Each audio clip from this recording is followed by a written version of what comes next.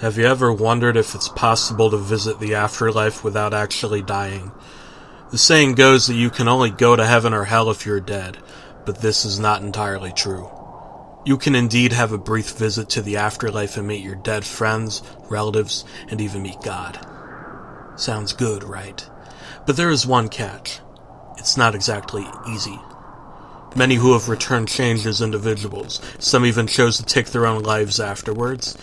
Many lost their sanity, and only a small percentage remained what you'd call sane after their journey, even though all refuse to describe what they saw. I'm different. I have been to both heaven and hell several times. In this article, I'm going to describe how to visit hell and meet some of your dead relatives that have sinned throughout their mortal lives. For the journey, you will need to be a well-rounded individual with a strong mentality. Otherwise, you'll not be able to cope with what you see.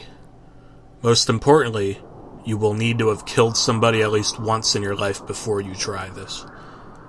First, head to your nearest church from 12 a.m. to 1 a.m. on a Sunday night. If the door is locked, you have to gain entry somehow. If this is impossible, then try the second closest church. Once inside, approach the altar and kneel down in a praying position. Then, in a monotone voice, repeat the attached Latin scripture. If done correctly, you should fall asleep instantly and wake up in your room. On the edge of your bed should be a piece of paper. On the piece of paper, there should be a link to a website. This link varies from person to person. Find an old computer with no internet connection or any means of communication to the outside world, as you do not want the most horrifying demons imaginable to know your location. Boot up the computer and load up an internet browser and enter the link. Despite the lack of internet connection, you should be directed to a black page with a hyperlink in the middle stating your name and your date of death. Whatever you do, do not click on the hyperlink. Instead, save the page and view the HTML file in Notepad. Scroll to the bottom of the document and there should be an address. Make sure you write it down. Once you're finished with the computer, take it as far away as you can, destroy it, and never return to the church you visited ever again. A week later, visit the address you wrote down, and it should be an old abandoned warehouse that was never there before. Do not enter this building yet, but instead knock on the door exactly 6 times. If any more or less, you will be greeted by the devil himself, and you will be damned to a place far worse than hell.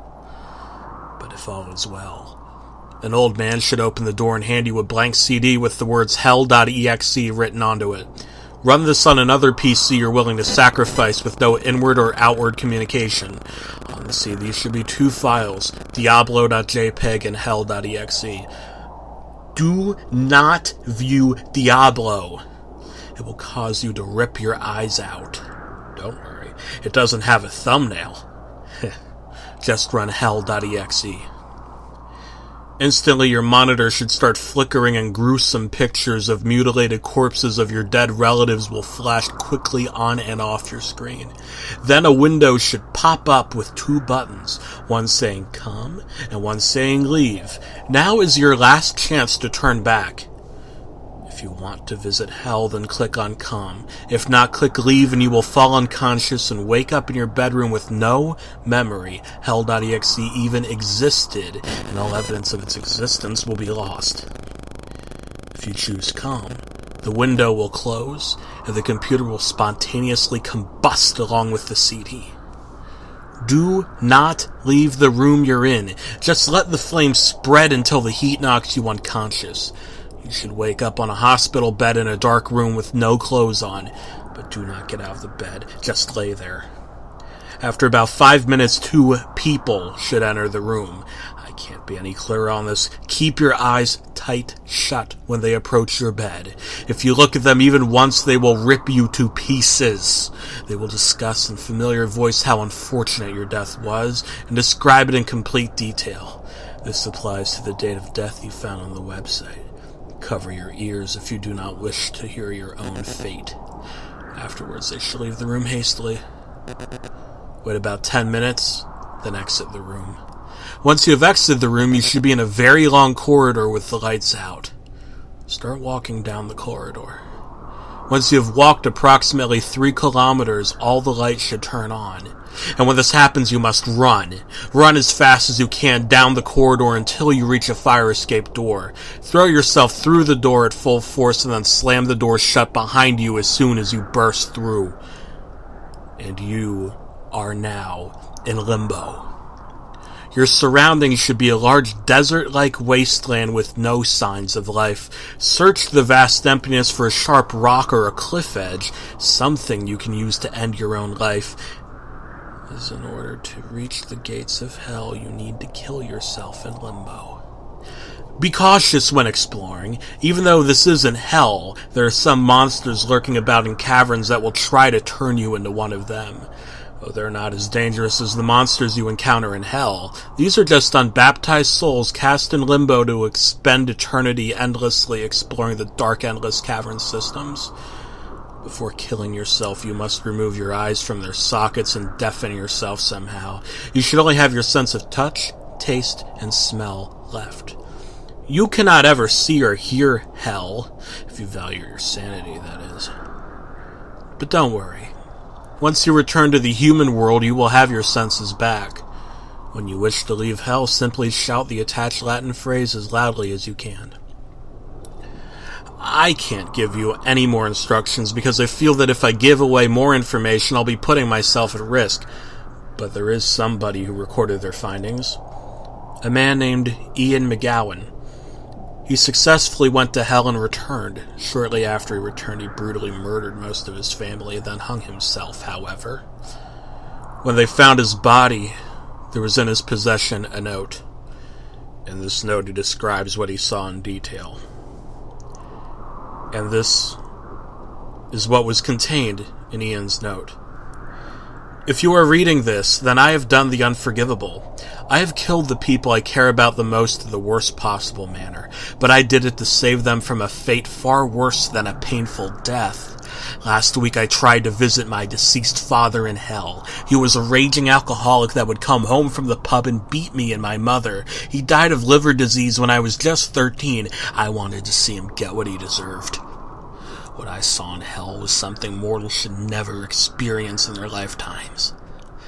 After blinding, deafening, then finally killing myself in that fucking wasteland, I awoke in what felt like a furnace.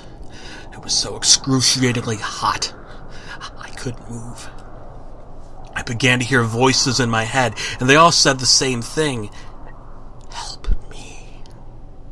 The voices were of many people I knew that had died. The voices grew louder and louder. My surroundings got hotter and hotter until everything stopped. I then saw something I cannot begin to describe. I saw every sin, an act of violence, greed, bloodlust, and gluttony played out all at the same time in my head.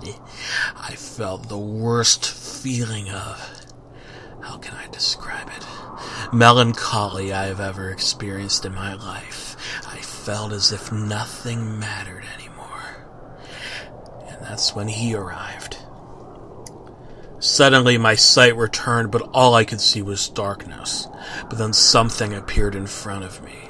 I cannot describe its appearance, but all I can say is it was not human or even a recognizable being, but it was an entity of pure unadulterated terror. I knew this was the devil. He talked to me telepathically, not in any recognizable language, but I somehow fully understood what he was saying. He told me the fate of the universe and what I must do. My duty. I owe him my soul. I owe him my soul. I owe him my soul. I owe him my soul. I owe him my soul. I owe him my soul. I owe him my soul. I owe him my soul. I owe him my soul. I owe him my soul. The rest of the page is unreadable and covered in what appears to be blood.